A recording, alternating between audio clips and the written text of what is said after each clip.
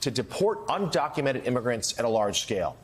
In an interview with NBC News, the incoming border czar, Tom Homan, hinted that a battle could be shaping up between federal and local authorities. NBC News correspondent Sam Brock has the details. The impending clash between the incoming administration and sanctuary cities looks closer to combustion after San Diego's Board of Supervisors approved a measure requiring the feds obtain a judicial warrant for undocumented migrants already in their jails. Bottom line is I'm shocked at what San Diego did. And bottom line, we're still coming to San Diego when we do our job. Look, it's more difficult, but we're still doing it. Thomas Homan is President-elect Trump's border czar and the former director of ICE. You see San Diego's recent actions as having no legal muster, and you're just going to move right through that? I think San Diego's legal action is going to be will be in litigation. It's the latest salvo in a showdown over immigration policy that also affects cities like San Francisco, Chicago, and New York. It's unfathomable to hear that the incoming administration wants to devastate over 28 million American families in this country who live in mixed status households. Murad Awauda is president of the New York Immigration Coalition. He's also concerned that Trump's controversial family detention policy may be back on the table. People need to understand it's not in we say detention, but it's not in a jail setting. This is actually an open air campus family type facility that is open air, right? So we're not talking about razor wire and a penal institution, things like that. They have child care, they have education programs. There is no such thing as a soft detention site. There's no humane way of detaining children in prisons, because that's what it ends up becoming, even if it's a tent structure. President-elect Trump has promised deportation on a mass scale starting as soon as he steps into office, as concerns over family separations remain high. Do you worry, though, that you will actually be separating children from their parents and punishing children for the actions of their parents? Our plan, we have no plan to separate children from parents. The parents will have to make a decision. That's parenting 101. I'm going to say it again. If you choose to have a child here in the United States while you know you're here illegally and you know you're on a court order to deport, that's on you.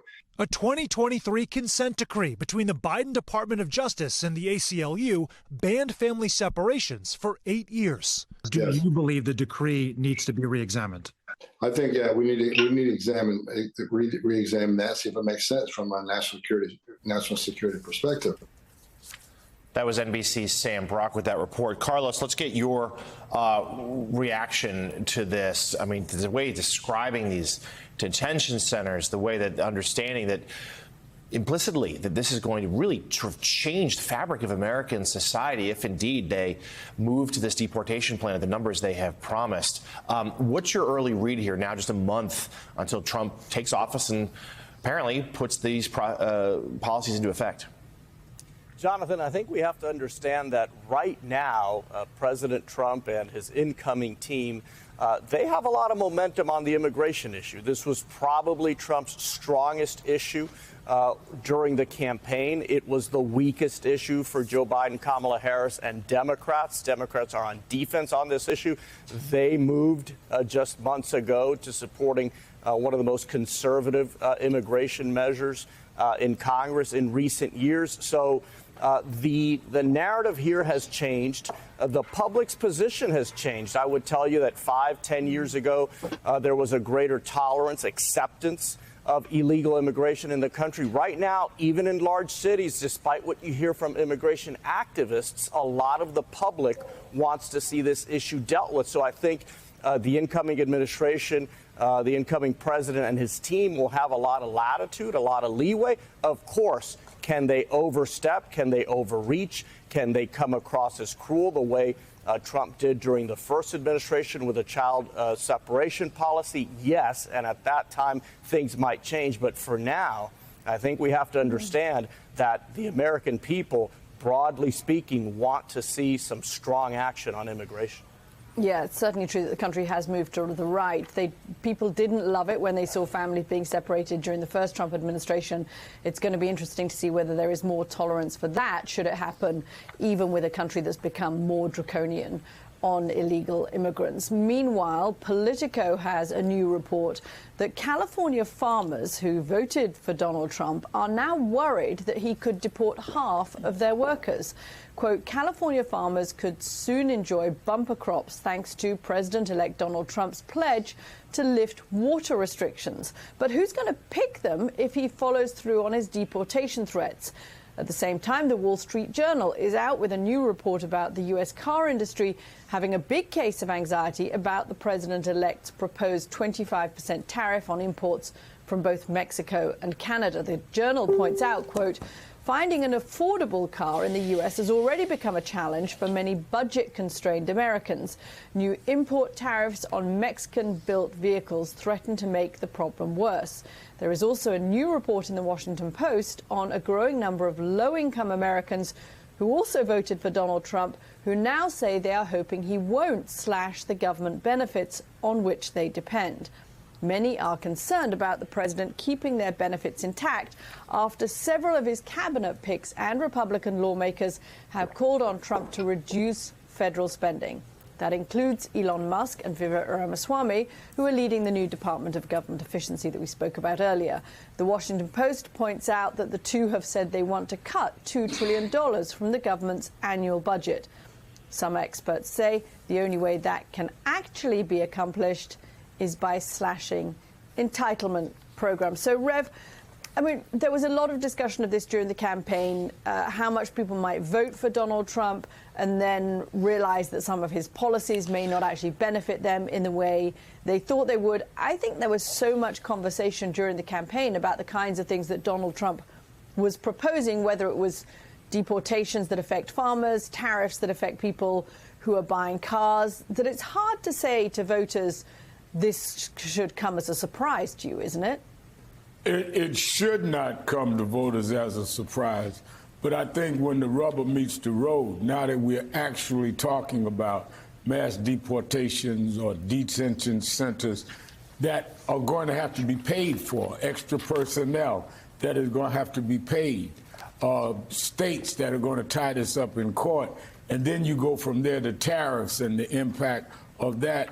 People are starting to say, wait a minute, like you say, the people in California, well, who is going to deal with the whole system of how I do my business on the farms? Or how are we going to handle these things on a practical matter? So when the emotions come out of the campaign and the reality sets in, I think that it will be predictable that the Trump administration, incoming administration, will overstep the bounds of where people thought it wouldn't impact them. And then when you get down to entitlement programs may have to be talked about to pay for some of this, you can have an outright rebellion, which leads to politically the midterm elections being a disaster for him when they're just at a razor-thin margin now of being ahead in the House and even a small degree in the Senate. So let's now bring into the conversation award-winning journalist and author Michelle Norris. She is an MSNBC senior contributing editor. Good morning, Michelle. Let's get you in on this conversation first, this idea that Trump voters, maybe even parts of his hardcore base, may have voted against their self-interest. Some would argue they did last time as well. But if Trump's proposals go through, whether it is about the social safety net or about some economic policies, they could really pay the price. But do you think that would change their loyalty to him at all? You know, it remains to be seen whether it changes their loyalty, but it's going to be a pressure point for a lot of people. First of all, good morning, and thank you for having me. It's interesting because, A, there are contradictions, you know, the messaging that's coming out around immigration. On one hand, you have Holman talking about, you know, as if he's like the new sheriff in town, talking about these deportation centers. On the other hand, over the same period of time, you have Vivek Ramaswamy and Elon Musk talking about increasing H-1B visas. So, you know, very different approaches to immigration there. But when you talk about the pain points, it's not just the voters who will feel, you know, maybe that they were duped in some way, but there are a lot of people who voted for this who thought maybe they would get an exception, including the farmers, including the business people who run meat packing plants. This is going to have a down the line effect if they're deporting large numbers of people And then suddenly there's not enough people to pick produce. There's not enough people to work in meatpacking plants. There's not enough people to work in construction. And the narrative that will come out of this is likely to be pain and chaos.